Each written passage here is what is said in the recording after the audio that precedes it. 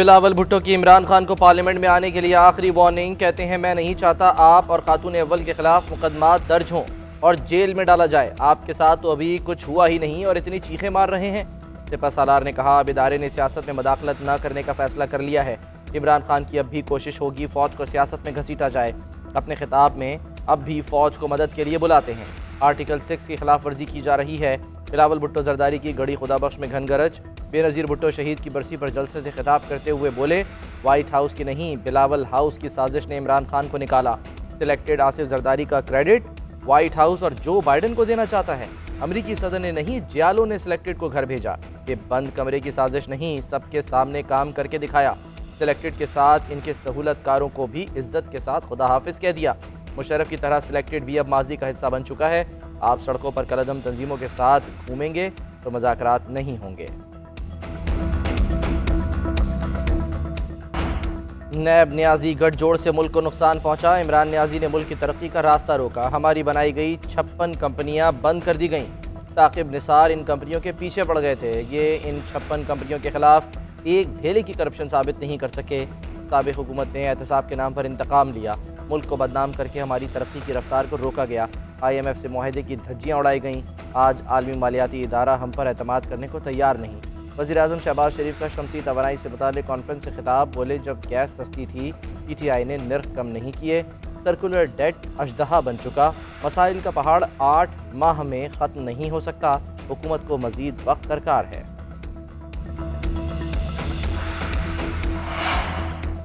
Establishment की कठपुतलियों ने आज बीबी की बरसी पर तमाशा लगाया। जरदारी और उनके फर्जंद ने भुट्टो और बीबी की सियासी मेरास को उनके मज़ारात में ही दफन कर दिया।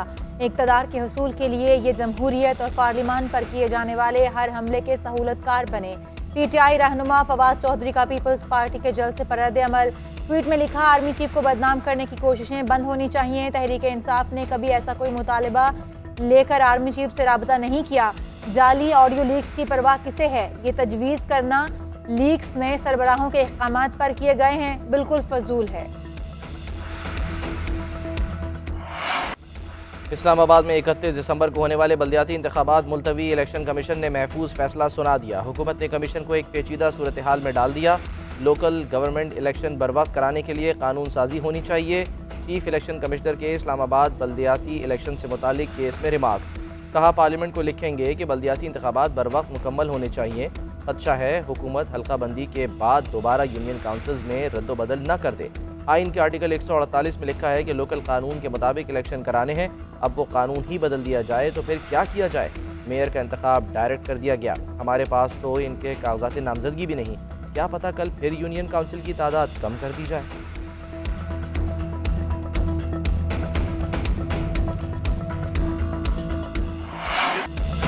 तहरीक इंसाफ ने इलेक्शन कमीशन का इस्लामाबाद बल्दियाती इंतखाबात मुलतवी करने का फैसला मानने से इनकार कर दिया।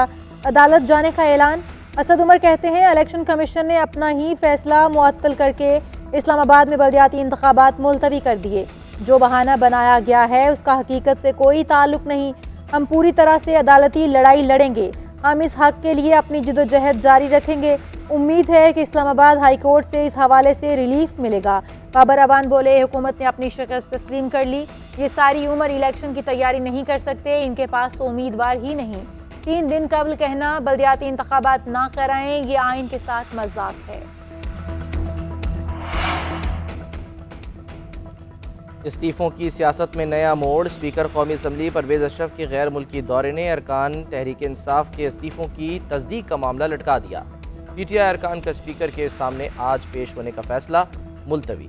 PTI रहनुमा आमिर डोगर ने स्पीकर राजा परवेज अशरफ से रब्ता करके शाह महमूद कुरैशी की क़यादत में वक्त की मुलाकात का पैगाम पहुँचाया। राब्ते में तय पाया था स्पीकर की गढ़ी खुदाबख्श से वापसी पर मुलाकात होगी। फवाद चौधरी ने कहा जब भी इस्तीफों की तस्दीक के लिए कौमी असम्बली जाना चाहते हैं तो स्पीकर भाग जाते हैं।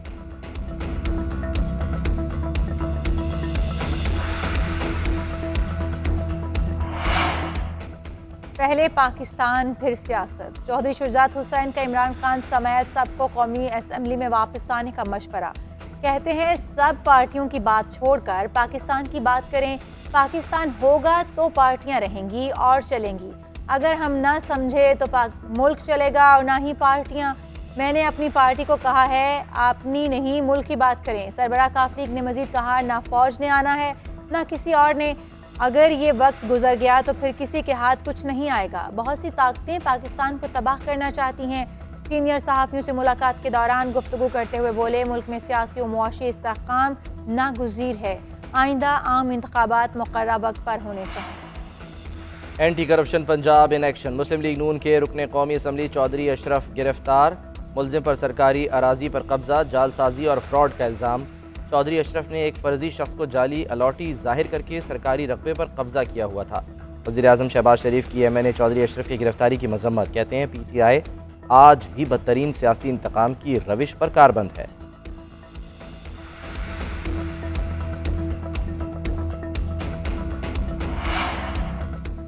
स्टेट बैंक का 8 माह से इंपोर्ट पर आयद पाबंदियां खत्म करने का ऐलान। दरामदात पर पाबंदियों के मई और जुलाई में जारी सर्कुलर वापस।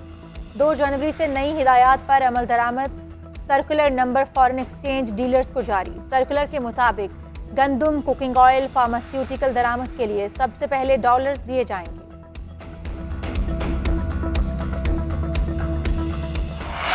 महंगाई ने 2 वक्त की रोटी का हुसूल मुश्किल कर दिया। लाहौर में चक्की का आटा फिर 5 रुपये फ़ी किलो महंगा, 135 से 140 रुपये फ़ी किलो में फ़रोख्त होने लगा।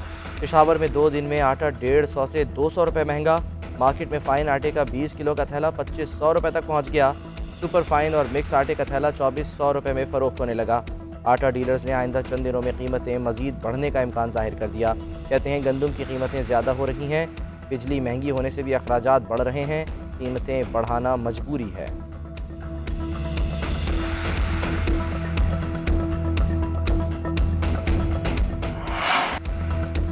खैबर पख्तूनख्वा का सरकारी हेलीकॉप्टर इस्तेमाल से मुतालिक बिल गवर्नर ने वापस कर दिया। हेलीकॉप्टर तनहाओं और मराद से मुतालिक बिल में इख्तलाफी नोट लिख दिया। तरमीमी बिल के मुताबिक 1 नवंबर 2008 से अब तक सरकारी हेलीकॉप्टर के इस्तेमाल की पूछगछ नहीं की जा सकी। सफर करने वाले शख्स से कोई सवाल नहीं किया जाएगा। सरकारी हेलीकॉप्टर को किराए पर ज़ाती मकासद के लिए भी इस्तेमाल किया जा सकता है।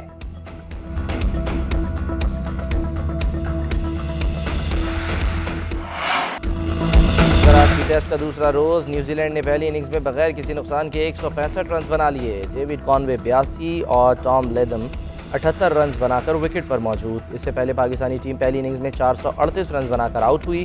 कप्तान बाबर आजम के शानदार 161 रन, आगा सलमान ने 103 रन बनाए। सरफराज अहमद का भी भरपूर कमबैक 86 रन की इनिंग्स के लिए। टीवी कप्तान टिम साउदी ने 3, एजाज पटेल, इश्क सोधी और ब्रिसवेल ने 2-2 विकेटें लीं। नील वैगनर ने 1 खिलाड़ी को आउट किया।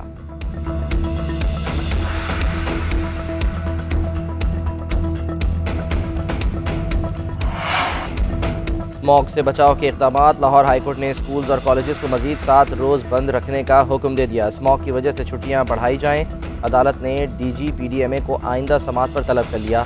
थिएटर्स रात 11:30 बजे तक खुले रखने की इजाज़त। रात 10 बजे के बाद खुलने वाले थिएटर्स को जारी शो कॉज नोटिस मुअत्तल करने का हुक्म। जस्टिस शाहिद करीम ने रिमार्क्स दिए कि सब कुछ शहरियों के लिए कर रहे हैं। स्मॉग को कंट्रोल करने के लिए शहरी भी अपना लाइफ स्टाइल बदलें।